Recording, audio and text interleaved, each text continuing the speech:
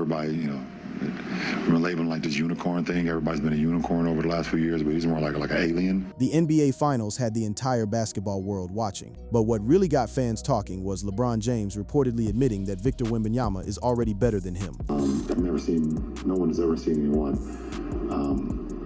as tall as he is, but as fluid and as graceful he is on the floor. We knew Wemby was special, but nobody expected LeBron to fuel a debate this big. Let's break it down.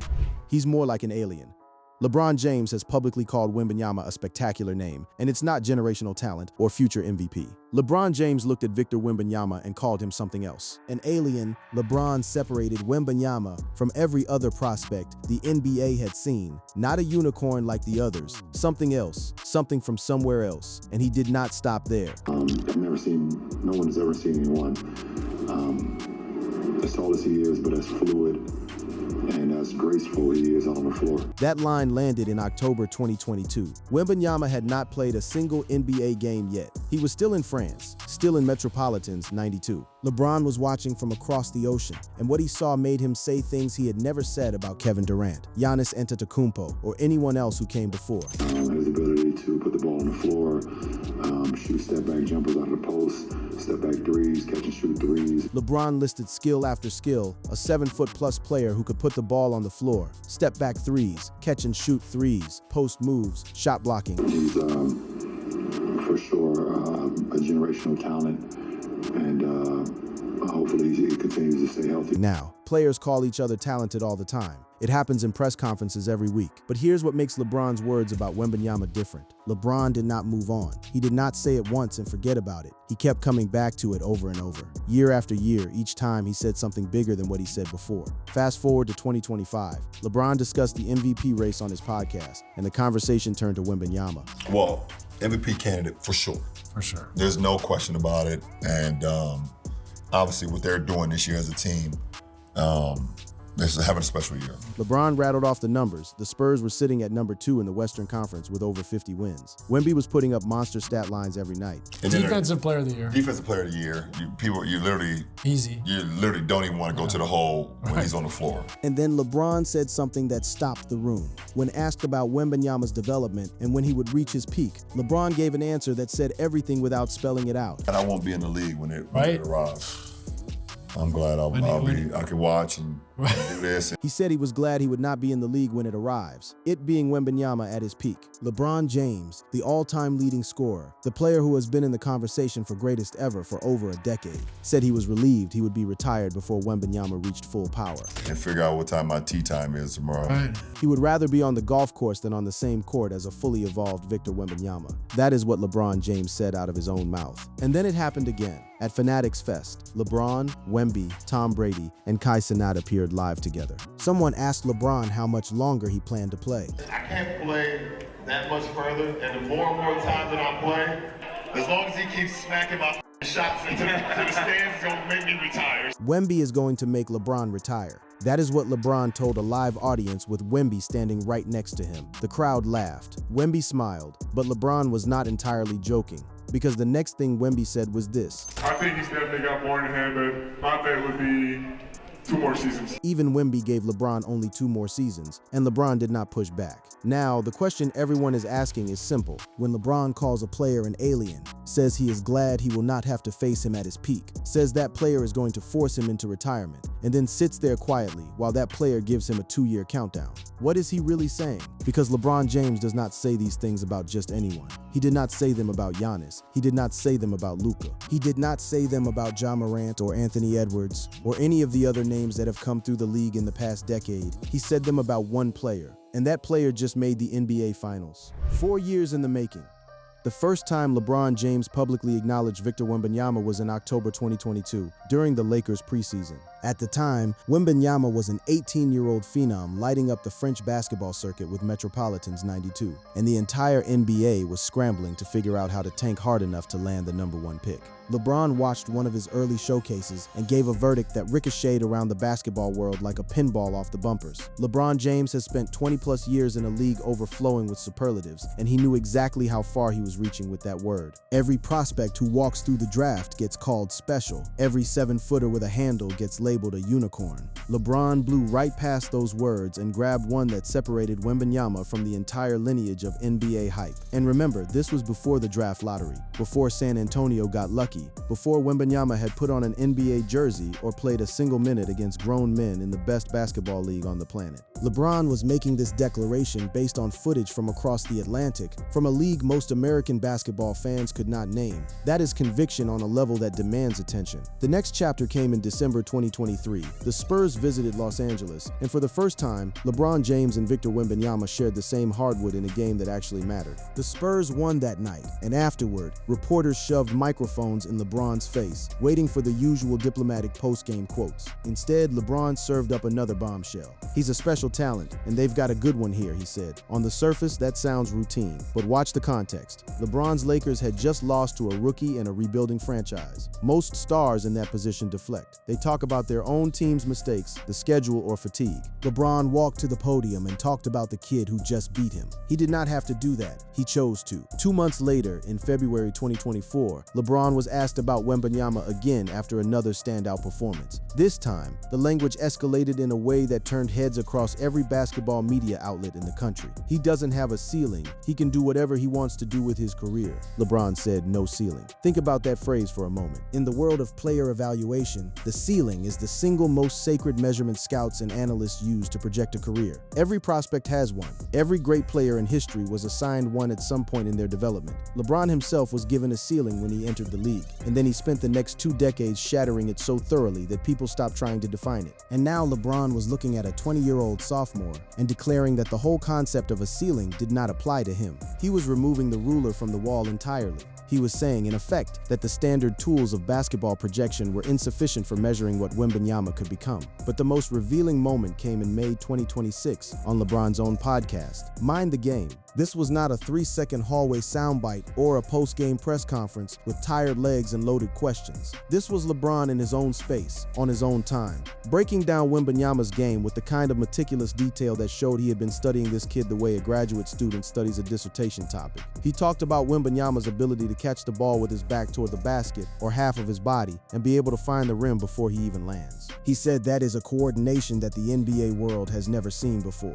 That breakdown was surgical. He was not speaking in generalities or tossing out empty superlatives. He was isolating a specific physical skill, the ability to locate the rim mid-air with the ball before your feet touch the ground, and declaring that no human being in the history of the NBA had ever possessed it at this level. Not Kareem, not Shaq, not Hakeem, nobody. And then he broadened the scope even further by saying Wembanyama has the ability to do things that we haven't seen in the league ever. LeBron James, the man who has played against, studied, and been compared to every transcendent talent of the modern era, said that Victor Wembanyama was doing things nobody in the history of the NBA had done. Period. Full stop. And then, almost as an afterthought, LeBron dropped one more observation that flew under the radar, but might have been the most telling of all. He connected Wembanyama to the Spurs dynasty bloodline. David Robinson, Tim Duncan, and now Wemby. 3 #1 picks spanning 4 decades, all landing in the same organization, all possessing not just physical gifts, but the kind of cerebral approach to the game that turns great players into legendary ones. LeBron was not just praising a player. He was anointing an heir to a throne that very few franchises in professional sports have ever built. From Alien in 2022 to things we've never seen ever in 2026. That is a 4-year escalation of praise from the greatest player of his generation. Each statement landed heavier than the last. Each one stripped away another layer of diplomatic distance between LeBron's words and what those words actually meant. But words are just words. The real test was always going to be the court. And in the spring of 2026, Victor Wembanyama answered that test in a way that made everything LeBron said sound like an understatement. The run to the finals.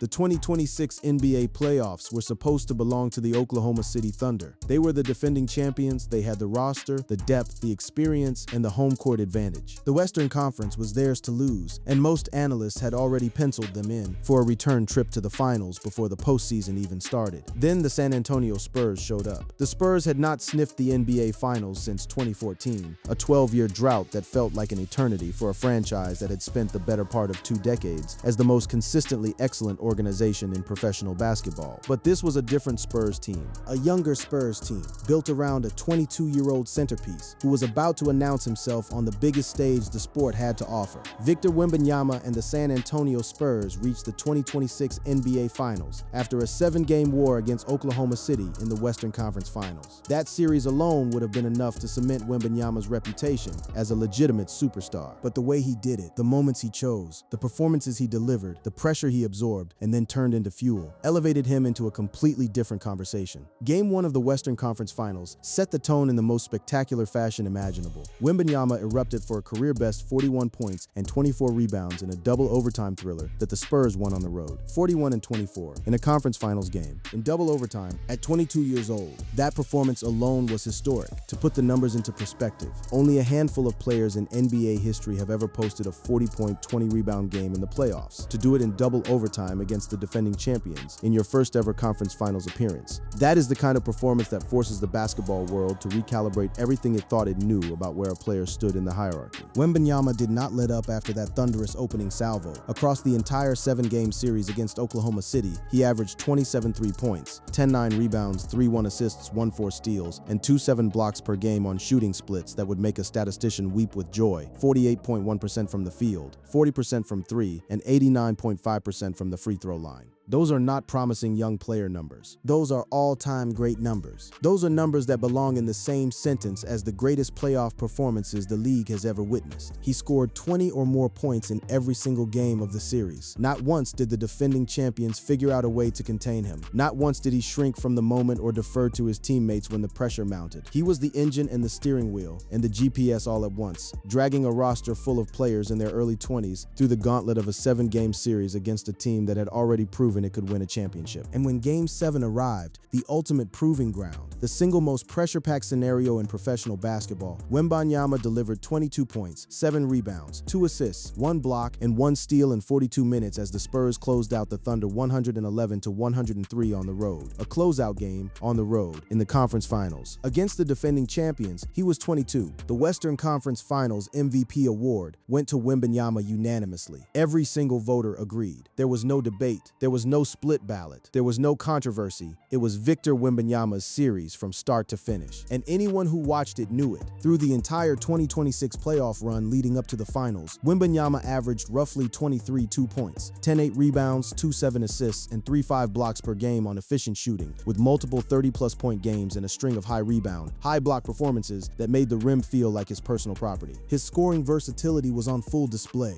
The inside game, the mid-range pull-ups, the step-back threes, the post-up footwork, all of it flowing together like a symphony conducted by a 7'4" maestro who had apparently decided that the playoffs were his personal recital hall. The defensive impact was equally staggering. Opposing offenses treated the painted area like it was haunted. Drivers pulled up short. Post players reconsidered their life choices. The Spurs' defensive rating with Wembanyama on the floor versus off, it looked like two completely different teams playing two completely different sports. He did not just protect the rim, he terrorized it, turning every opponent's trip to the basket into a psychological negotiation about whether the 2 points were worth the risk of having the ball launched into the 7th row. And perhaps the most compelling detail of the entire run was the emotion. When the Spurs clinched the Western Conference Finals, cameras caught Wembanyama with tears streaming down his face. That image circled the globe in minutes because it told the world something that statistics and scouting reports and highlight reels cannot communicate. It told the world that this was not just talent. This was hunger. This was love for the game at a level that even LeBron had noticed years earlier. But you could tell he loves the game. He was smiling a lot by playing the game last night. LeBron said that in 2022, 4 years later, that love had carried Wembanyama all the way to the NBA Finals. And LeBron was watching from his couch, just like he said he would be. But LeBron was not the only one paying attention. Because as Wembanyama carved his way through the playoffs, some of the biggest voices in basketball history started saying things that went even further than what LeBron had said. The ceiling has no ceiling. Kevin Garnett has seen everything the NBA has to offer. 19 seasons, 1 championship, an MVP, Defensive Player of the Year, 15 All-Star selections, a career that stretched from the era of Shaq and Kobe all the way through the rise of LeBron's dominance. When KG talks about a player, the basketball world leans in and listens, because KG does not hand out compliments like party favors. He hoards them like a dragon sitting on a pile of gold. and the rare moments when he decides to part with one carry a gravitational weight that most analysts would sell their retirement funds to possess. So when KG sat down and watched Victor Wembanyama dismantle the Phoenix Suns in his rookie season, 38 points, 10 rebounds, 2 blocks, and a catalog of changed shots that the box score could not capture, what came out of his mouth was something approaching reverence. I didn't want to believe when I saw him shot you remember in the other league, he shot the 3 and then followed it up with a tip dunk. Ooh. I was like, oh shit. I ain't seen that since Dominique. KG reaching back to Dominique Wilkins, that is not a casual comparison. That is an acknowledgement that the things Wembanyama was doing on the basketball court belonged to a lineage of moments so rare that you had to rewind the tape to the 1980s to find an analog, and then KG pulled out the heaviest artillery in his historical arsenal. Like this, right. Bro, when you saw David Robinson for the first time, you saw it. You didn't know what you was looking at, you saw it. David Robinson, the Admiral, one of the 50 greatest players in NBA history. And then you saw him play, you saw it, right? Tim Duncan, same shit. When you watch big fella play, you was like, damn. David Robinson, Tim Duncan, 2 of the greatest big men in the history of professional basketball. And KG was drawing a direct line from them to Wembanyama, not as a hopeful projection, not as a maybe someday fantasy, as a recognition that the same unmistakable aura that surrounded Robinson and Duncan was now radiating off a 20-year-old Frenchman in a Spurs jersey. But KG went further. He did not just compare the vibes. He broke down the actual skill set with the precision of a man who had spent 2 decades studying the craft of basketball at the highest level. But in bag, like one-on-one, yeah, get in the bucket, yeah. He can 2 dribble pull up, he can step back, he can hit you with the 3. That's something, he got it. The bag, that is the highest compliment a scorer can receive from another scorer. It means your offensive repertoire is so deep, so varied, so full of weapons that the defense does not know which door to lock because you have the key to all of them. And KG was saying that a 7'4" center had the bag of a guard. Lord, he looking totally different. With the knowledge that, and the stuff that he's getting from San Antonio, you can see the development. You can see how much he's grown in a f***ing summer, bro. The development was visible to the naked eye, and it was happening at a speed that defied normal basketball timelines. KG pointed out that the player the NBA saw in preseason and the player who was now dismantling Kevin Durant and Devin Booker were 2 fundamentally different athletes separated by a matter of weeks. In the middle of all this praise from legends and analysts, Wembanyama himself offered a moment that revealed something about his character that no statistic can measure. Last time I saw Lebron, I told him to have some questions for him. I have a note on my phone, with questions I have to ask you guys. He keeps notes on his phone. Questions for LeBron, questions for KD, questions for the greats. I asked KD, LeBron. I had the chance to talk to Jokic for like 45 minutes at All-Star, so I don't take notes. 45 minutes with Nikola Jokic at the All-Star game taking notes. I pull something, I don't forget it, and it's super precious for sure. He treats conversations with LeBron, KD, and Jokic the way a graduate student treats time with a thesis advisor. Every word is precious. Every insight gets documented. That is not the behavior of a player who is coasting on talent. That is the behavior of a player who is building something brick by meticulous brick and using the collective wisdom of the greatest players alive as his blueprint. And that combination, the physical gifts that made KG compare him to Robinson and Duncan, the offensive bag that made Pierce's jaw drop, the ceiling that made Rachel Nichols invoke the MJ-LeBron debate, and the obsessive student mentality that Wembanyama himself puts on display is exactly what carried him all the way to the NBA Finals, where the Knicks were waiting, the final stage. June 3, 2026, the NBA Finals, San Antonio versus New York. A matchup dripping with narrative weight. The Spurs returning to the championship stage for the first time since 2014, squaring off against a Knicks franchise that had spent the better part of 2 decades wandering through the wilderness of irrelevance before clawing its way back to contention. Madison Square Garden's aura meeting the Alamo City's legacy, with the entire basketball world watching to see if Victor Wembanyama could deliver on the grandest stage of all. Game 1 went to the Knicks, 105-95 in San Antonio. Wembanyama finished with 26 points, 12 rebounds, 2 assists, 1 steal, and 3 blocks in 38 minutes. On paper, the stat line was impressive. A double-double with 3 blocks in your first ever finals game is nothing to sneeze at, but the shooting told a different story. He went 6 for 21 from the field and 2 for 9 from 3. The free throw line saved him, 12 for 13, but the Knicks defense clearly rattled him in a way that the Thunders could not. The Knicks rallied from a double-digit deficit, with Jalen Brunson and the rest of New York's roster exploiting Spurs turnovers and defensive lapses in the fourth quarter to steal a game that San Antonio had controlled for most of the evening. It was the kind of loss that stings not because you got outclassed, but because you had it and let it slip through your fingers like sand through a sieve. Now, if you're looking at Game 1 in isolation, you might say that Wembanyama's finals debut was a mixed bag. Defensively dominant, offensively inconsistent, ultimately on the wrong side of the scoreboard, and that would be a fair reading of one game. But LeBron has a different judgment. LeBron James called Wembanyama an alien when every other prospect was a unicorn.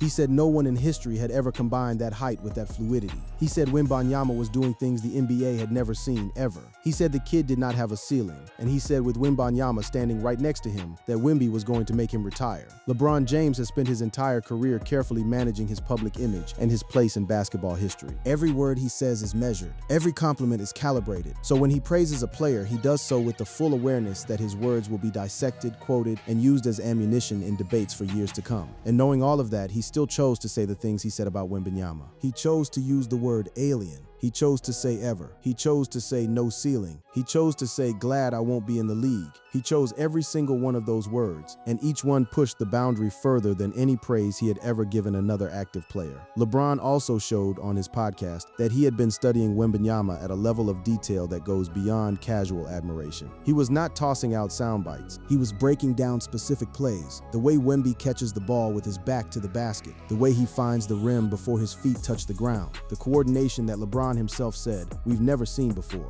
That is the language of someone who has watched the tape, rewound it, watched it again, and arrived at a conclusion that he is choosing to share publicly even though it carries enormous implications for his own legacy. And then there was the MVP conversation, where LeBron compared the current four-man race to the legendary 1960s battle between Wilt Chamberlain, Bill Russell, Jerry West, and Oscar Robertson. He placed Wembanyama in that conversation without hesitation, right alongside names that represent the absolute peak of basketball greatness. He even acknowledged that if Wembanyama won MVP, he would have no problem with it. I don't want to be the guy to say his time will come, because that's kind of corny to me too. If you're the MVP, you're the fucking MVP. LeBron refused to play the "his time will come" card. He called that framing corny. He said if a player deserves the MVP, they deserve it. No dues, no waiting in line, no paying respect to the veterans first. The final series between the Spurs and the Knicks is still being played. Game 2 is set for June 5 in San Antonio. Wembanyama has already proven he belongs on this stage.